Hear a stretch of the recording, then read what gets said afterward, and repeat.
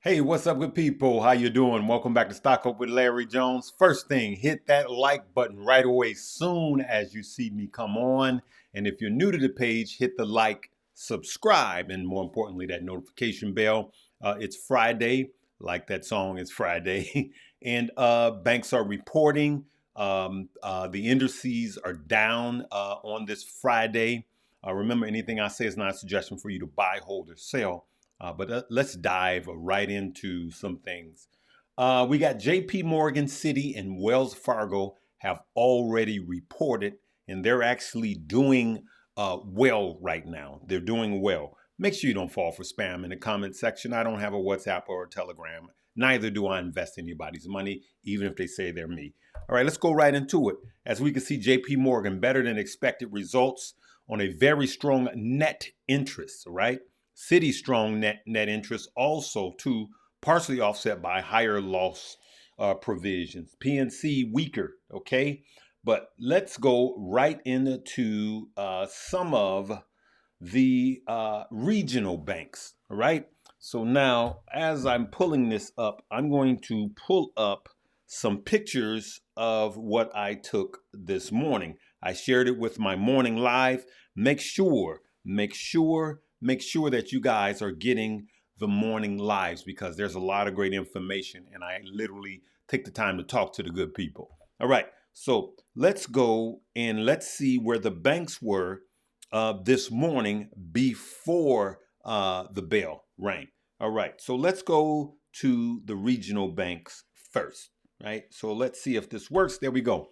So now, as we can see, First Republic was up 2%. Key Corp, PNC, M&T, US Bank Corp, they were all up by 2%, right? But now, as we could see, now that the data is coming out, we could see that First Republic is down almost 2%, Key Corp almost 2%. And as we can see, the only one that has kind of stabilized is M&T. And as compared to this morning, right? So what a difference it made, all right? So now let's go to this morning, the bigger banks, right? So let's see. JP Morgan was up 5.99%.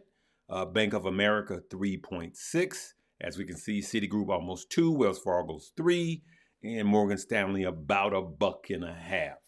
Now, let's see where they are now, 2 hours before close. Now we can see JP Morgan is up 9%. Bank of America's flat. Citigroup is up 5%. JP Morgan it was still strong. Let's see, there was a movement in Citibank, right? Citibank is up 5 compared to here. Let's see. No, I'm sorry. Compared to here, where it was up 2%.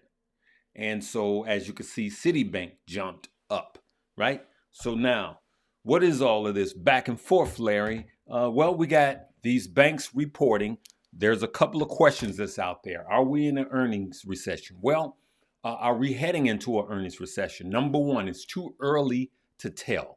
But as we could see, the bigger banks are outperforming. Right now, there's yet time. There's still plenty of banks yet to report. Some have to close and bail. That's the way they usually do it. Some of the big banks, like I said, J.P. Morgan, Citibank, and Wells Fargo already reported. But the market is not doing well. The market is not doing well at all. As we could see at the time of recording this, the Dow was actually fighting back. It was down much more. We don't know what's going to happen by closing bell, but as we can see, all of the three major indices are in the red. So we're going to probably wind up negative for the day. But before we go any further, for those of you that haven't heard, if you're living under a rock, make sure that you check out the download, the top link below, which is Stock Up U, Stock Up University. Okay, remember, you see all of the people that teach classes within the university stock of you. Learn more, earn more, okay? So there's a video that plays here that explains it all right? Just want you guys to go there. Someone asked, can you pay with PayPal? And the answer is yes, you can pay with PayPal. The sale is limited time only. So the price that you see is limited, okay? The time is limited. It will be going up, right? So let's get back to the business at hand. I took some notes here, and let's just go through a recap of what happened this week and where we think the market is going. Right. U.S. employees added 236,000 jobs in March, which was the lowest monthly gain since December 2020. We have to keep that in mind. So we're adding more jobs, but it's slowing. So job creation is slowing. All right. So unemployment is starting to tick up, right? But we also know that inflation is starting to go down. Those are two positive things for the Fed to look at. So the Fed will know, is his interest rate hikes working? And the answer so far is yes, all right? Bank stocks overall are down 18% this year. 18% this year. And the reason why I bring that up is bank stocks are very, very, very important in a bear market because there's something called a credit crunch or a credit squeeze. Employees, especially small businesses, they have to have access to credit. And if they're not getting it, especially by the regional banks, which funds most of the small businesses, then we are in trouble, okay? Now, I'm going to start talking about some things we got to keep watch on the long term, but we also got to look at some of the good news that is short term. So there's plenty of money to be made short term while we are expecting something worse to happen down the road. Retail sales dropped twice as much as expected, okay? We saw CPI, Consumer Price Index, and we also saw PPI, Producers Price Index. CPI, it has to be produced before it's consumed. And, the Fed really pays attention to core. And as we could see that CPI ex food and energy was 0.4 versus 0.4. So it was unchanged, right? And so these are some of the things that we have to look at that is showing us that inflation is really starting to cool off, Consumer Price Index month over month was 0.1 versus 0.2. So 0.1%. Those are good numbers that are dropping. CPI month over month was 0.1 versus 0.2 also. Okay, so these things are showing that the Fed has less reasons to be more hawkish on his interest rate hikes, so he could kind of cool it.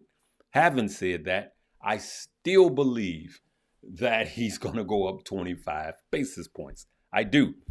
If any of you guys made any money off of the banking on these earnings, then you guys let me know. I didn't go this round.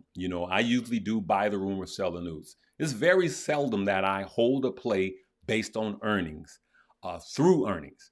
I buy it before earnings and I sell it before the report comes out. And I do the stock and I do options. Okay, those are some of the things that I want to talk about. I wanted to make sure that I had everything that I wanted to get in the way. And now, in a few minutes, I just want to say this. You have long-term trading and you have short-term trading. As a matter of fact, let me bring some stuff up. You guys see what big tech is doing. Big tech is still ripping. I mean, there are some things that are just absolutely NVIDIA. Let's see here. NVIDIA. All right. Let's look at NVIDIA. For instance, look at NVIDIA, right? Look at year to date. Let's take the key events out. 85%. NVIDIA is on fire. Look at this. Tesla, look at that. 70% year to date. Just on fire. Just on fire. And of course, we could put Tesla in there. Let's add Tesla.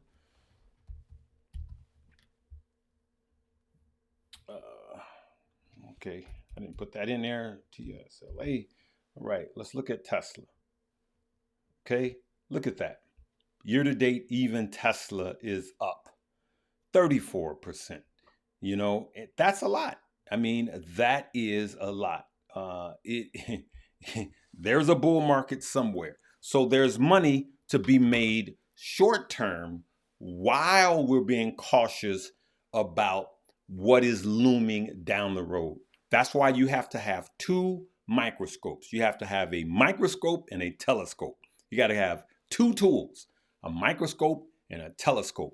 With the microscope, we will see what's happening short term. With the telescope, we'll look far out. But don't be fooled. Never sit down before you make a trade and just look through one lens. You have to look at them both. We can't just look at what the market is showing us with these bear market bounces, but we also have to listen to what the market is telling us, okay? So it's showing us that the market is resilient and there's a fight in the bears. The bulls are really fighting really hard to take charge.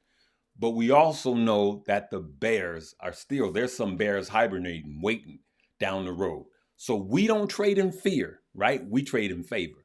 And there's always a bull market somewhere. So now I'm going to ask you, what is your short-term position? What is your short-term strategy? And what is your long-term strategy? Me personally, I've been dollar cost averaging into the companies that I want to hold 7 to 10 years, okay? Minimally. So I am dollar cost averaging even now when no one knows how high or how low things are going, right? And let's just face it.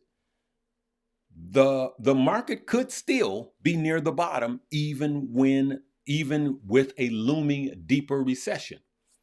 Or the market could just drop like a brick, especially some of these companies. And so knowing that either or could happen, what is your game plan? My game plan is simple. I've been DCAing for years now, and I'm DCAing with small amounts of money. I've been quite honest with you guys, I'm still 85% cash. If it goes deeper, while everybody else is running from the fire, I will be running to the fire because that will be the fire sale. And if it never happens, then I still have a pile of cash and I still have some stock. I have some skin in the game. Now, some of you may think when a recession is not going to happen and you went all in, leave me a comment. Some of you says, I'm not touching anything at these prices and you're just waiting for the next shoe to drop. Leave me a comment on that. I just want to see where things are. Okay. You know what? We're just going to leave it right there. You guys have a blessed weekend. I just wanted to get this one up early and get it out to you guys. Make sure you check out the class. This is the time to be learning and earning. Okay. I love you guys. Be safe over the weekend and we'll see you Sunday. Okay. Live, love, laugh, learn, and earn. Peace.